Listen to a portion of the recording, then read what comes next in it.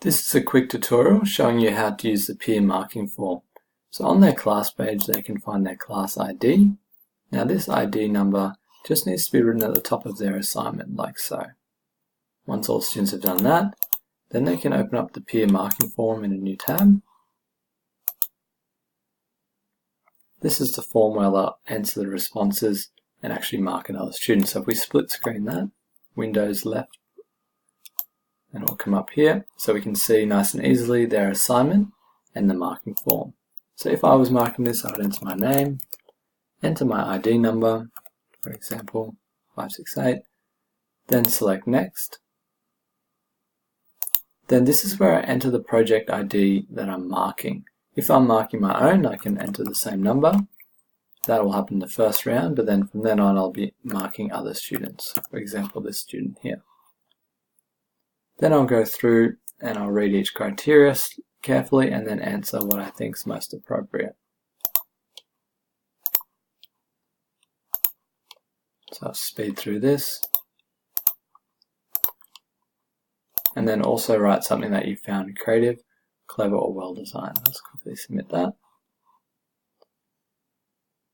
Now this, if I go back, then you can submit another response, but at this point the students would rotate around the room and find another student to mark, but still enter their last name and their ID number.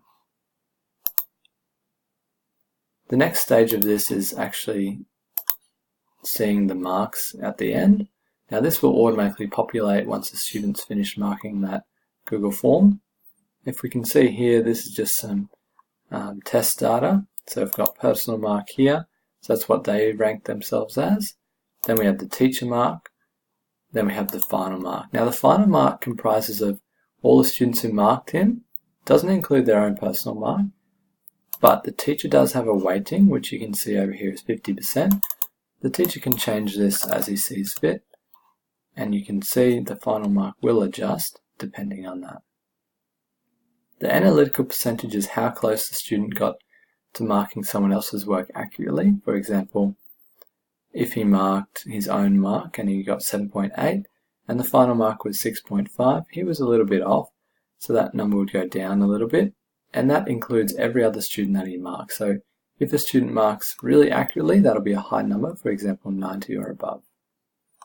The XP gained is just to gamify it a little bit, and what happens is progressively as they mark a lot of different projects, they will increase in this analytical skill over here, and shows a bit more of a growth mindset rather than a stagnant number.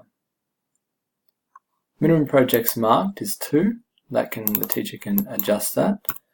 And then the students get a bonus experience if they mark more than 3 students. Over in the right column you can see how many projects each student has marked. Finally at the end we have a table here which breaks down all their marks for each individual section. And then at the end we have the total average, and then their total analytical skill, their level for that, and then also the positive comments that other students or the teacher have written. This then can get emailed to the student, which looks like this, and gives them a breakdown of all their marks, including the average and how accurately they can mark and analyze another student's work. Thank you.